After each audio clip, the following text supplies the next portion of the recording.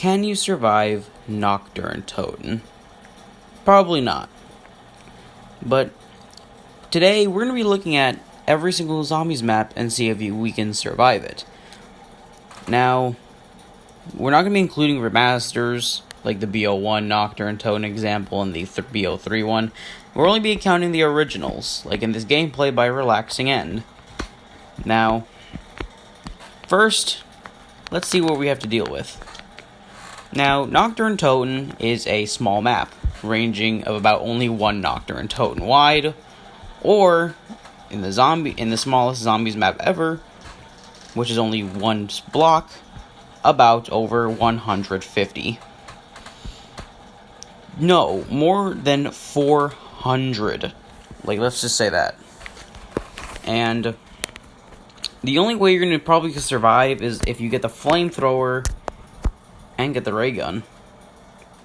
Because, two reasons, to be honest. One is that you're probably going to get the flamethrower either way, because the flamethrower is going to be the best one to get on high rounds. And the ray gun's sort of going to be atrocious.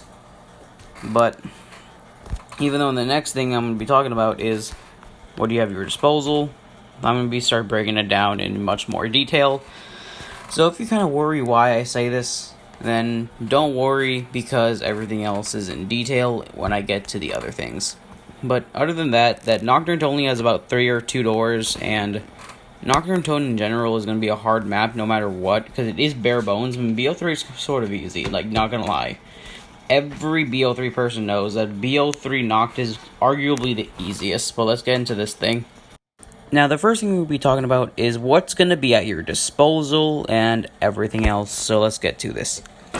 Now, Nacht Der Untoten in general is a pretty hard map, as I stated, because it's pretty bare bones in World at War, and sort of bare bones in BO1, and not arguably bare bones at all in BO3 because of perks, the Wonder Fizz, and wall power and crate power, and internal enhancement, and a bullet boost. But let's just scratch that and look at it. Now, the only two things that are considered a wonder weapon, in my case, is the flamethrower and the ray gun, but the splash damage is sort of atrocious. And the way you're probably going to be surviving is running around, because you can't sit in one spot with the flamethrower. You are going to eventually run out of fuel, let it recharge, and go back to shooting, but that's going to be pretty much a little bit impossible since you down in 2 hits. So let's just consider that you got 2 hits before downing, but technically, realistically, and metaphorically, I don't know if that makes sense, but you will possibly get to round 20 in real life if you were doing this strategy in relaxing end. But the thing is that it's a video game, you can always try again, but in real life you only have 1 life. And the thing I'm going to say is that there is about a 65% probability that you, the average human, will probably survive Nacht Der Untoten. Now, also, the bigger the map, the more and more of these videos are probably going to head up and with the storyline. Nacht Der Untoten is sort of bare bones, so I don't have to go over storyline except you play as a Marine.